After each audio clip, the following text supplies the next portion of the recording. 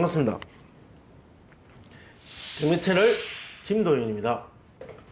자, 이번 사건은 부산광역시 해운대구 중동 해운대 힐스테이트 위브입니다. 자, 이 사건은 질문을 하셨습니다.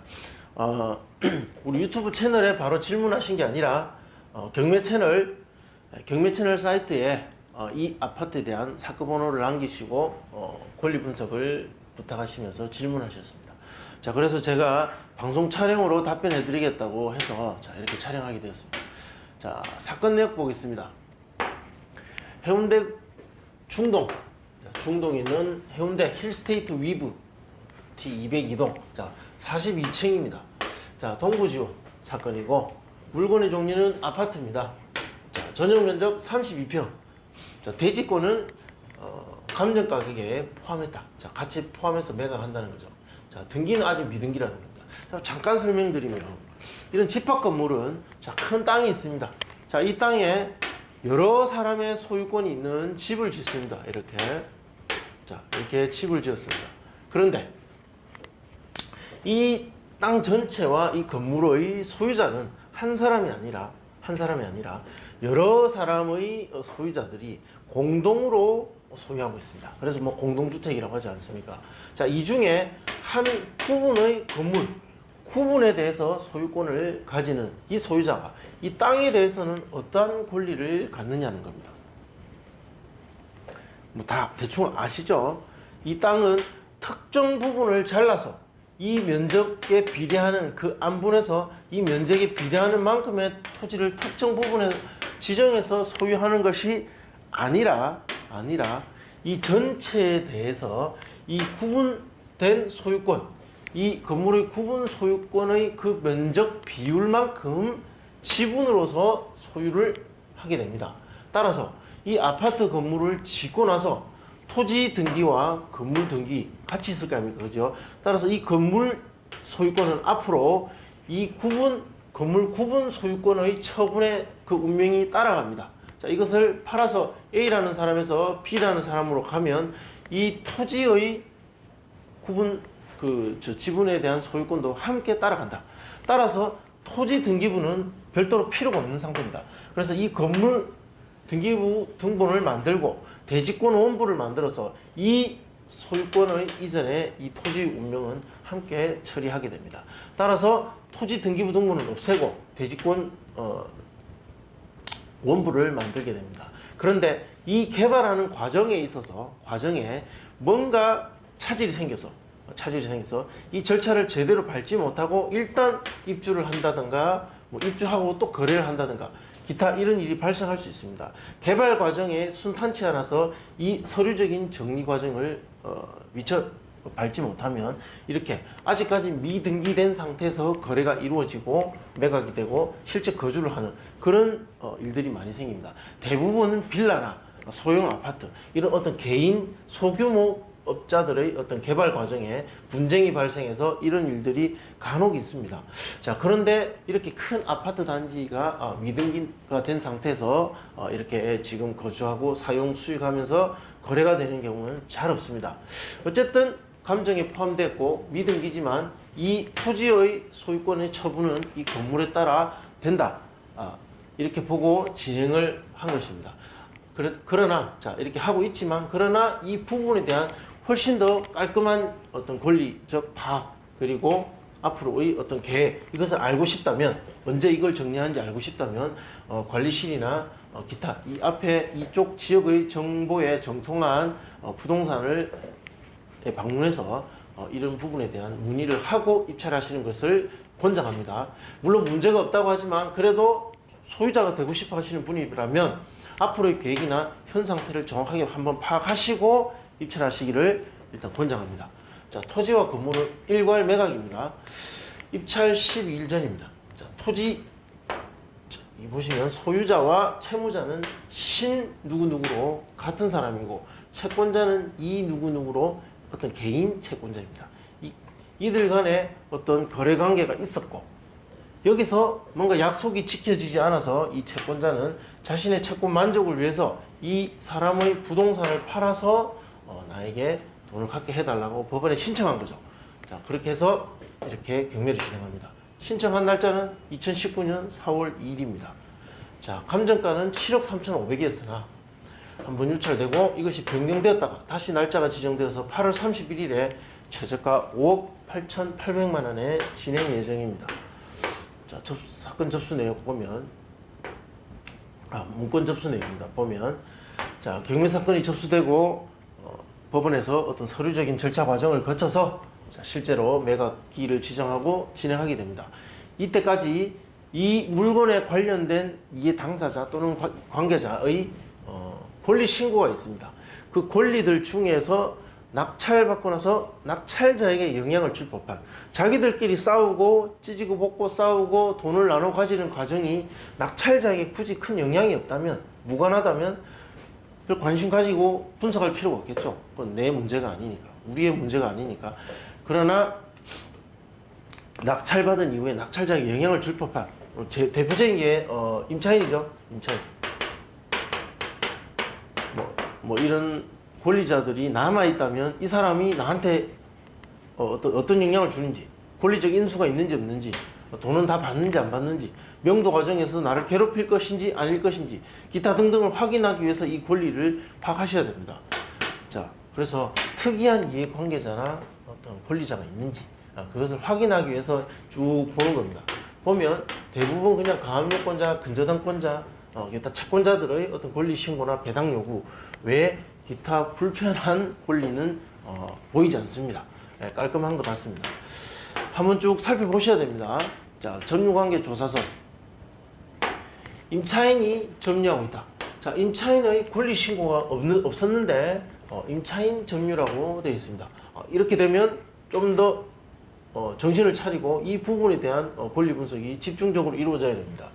자, 현장에 수차례 출장했다. 자, 집행관이 현장에 갔는데 해문 부재였고 거주자가 없었다.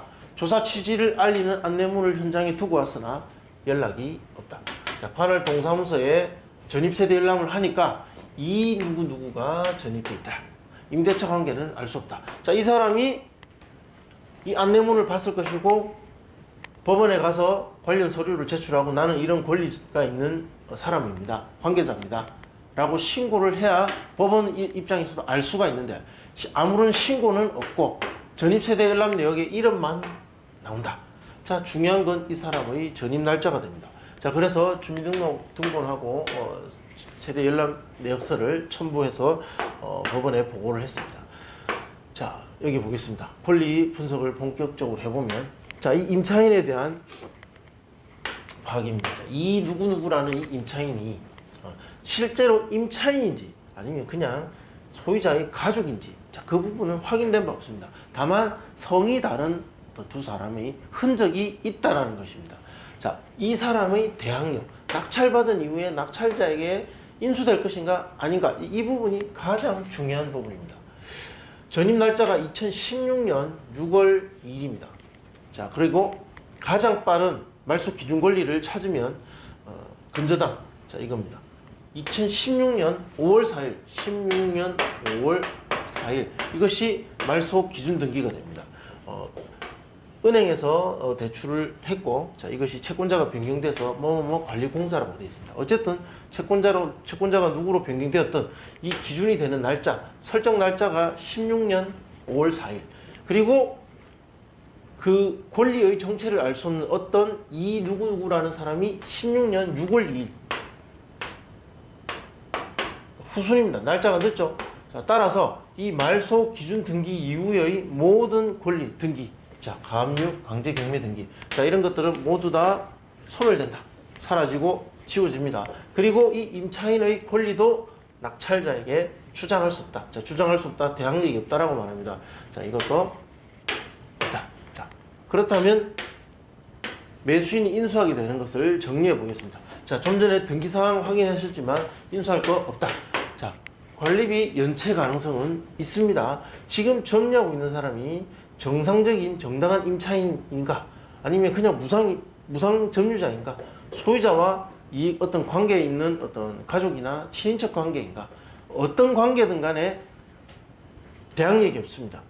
자, 이 대항력이 없는 사람 입장에서는 관리비를 꼬박꼬박 다 내고 살아야 될 의무도 없겠죠. 물론 자기가 살고 있지만 어차피 이 집에서 나가야 될 것이고 새로운 주인한테 받아라 이러면서 관리비를 내지 않을 수도 있습니다. 이 연체 금액이 과다하면 명도에 영향을 줄 수 있고 이 명도에 영향을 받으면 결국 입찰가에 크진 않지만 어느 정도 영향을 줄 수밖에 없습니다. 자, 입찰가는 불과 몇백만 원 차이에서도 낙찰이 되고 되지 않는 그런 결과가 엇갈릴 수 있습니다. 따라서 이 부분이 어느 정도 금액까지 어느 정도 연체됐느냐는 사실 중요한 부분입니다. 이거 꼭 확인해 보시고 입찰 준비하셔야 됩니다. 그리고 각종 공과금은 관리비에 포함인지 아닌지 조사하는 과정에 관리실에 함께 물어보시면 됩니다. 여기 보시면 또 대지권 미등기 관련해서는 이것도 관리실에 함께 한번 확인해 보시면 됩니다. 관리소장이 가장 잘 알고 있을 겁니다. 자, 관리실 방문하셔가지고 한번 여쭤보시면 더 잘 가르쳐 줄 겁니다. 자, 임차인 조사된 임차 내역은 없다. 자, 신고받거나 한 것은 없다. 다만 알 수 없는 이 누구누구 세대로 되어 있습니다. 물론 소유자 세대 또는 이 누구누구 세대 이 두 세대를 상대로 다 명도를 하셔야 됩니다. 자, 명도 계획 말씀드리면 소유자 세대가 점유하고 사용하고 있을 가능성도 상당히 높습니다. 그리고 이 누구누구라는 이 사람 이 두 사람이 가족일 수도 있고 아닐 수도 있습니다. 따라서 저라면 인도명의 신청을 이 두 사람을 상대로 하겠습니다. 큰 비용도 드는 것도 아니니까. 자, 소유자 세대와 이 누구 세대. 자, 하나는 소유권자고 하나는 대항력이 없는 점유자. 따라서 명도가 가능하다. 뭐 가족이면 뭐 상관없겠지만 가족이 아닐 수도 있기 때문에. 자, 예상 기간 잔금 납부 약 1에서 3개월 정도 소요됩니다. 통상 1개월 반 정도면 대부분 이사 나갑니다. 가장 많은 경우의 수지만 그렇지만 경우에 따라서 석 달 정도 걸린 적도 있습니다. 강제 집행을 한다면 한 400에서 500 정도 비용은 좋게 들어갑니다. 따라서 이것을 법원에 주고 강제 집행을 하느니 차라리 잘 설득해서 협의해서 이사 내보내는 것을 저는 권장합니다. 명도 소송 가능성은 희박하다. 자, 시장에 나와 있는 매도 물건의 호가입니다. 자, 해운대 힐스테이트 위브 같은 평형대 물건 호가가 보면 5억 9천, 6억 2천, 7억 7천 금액대 차이가 많습니다.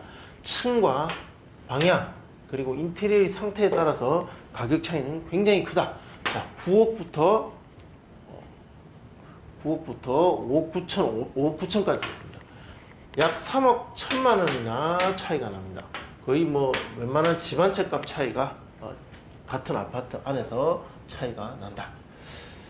네, 그만큼 어떤 조망과 그리고 어떤 주거의 약간의 쾌적성에 관해서 큰 차이를 낼 수 있고 사람들이 거기에 대해서 지불할 수 있는 그런 사람들의 어떤 공동주택이다.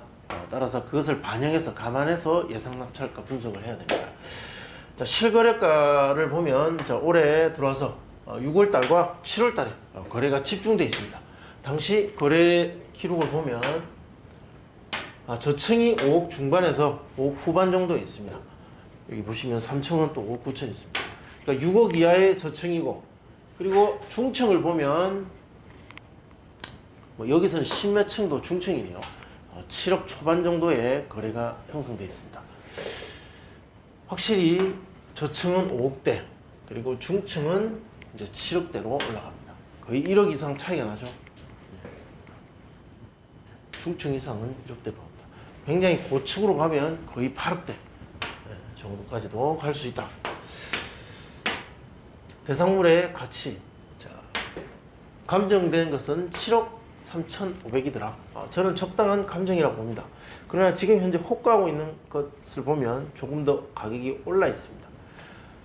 이것을 감안해서 최근에 또 거래됐던 몇 개의 사례들을 감안해서 제가 예상을 해보자면 이것은 어디까지나 거래가 가능한 거래가 된다라는 것이 아니라 어떻게 협의하고 결정할지 모르는 어떤 매도자와 매수자 불특정 매도자와 매수자 간의 거래 가능한 금액의 범위를 말씀드리는 겁니다.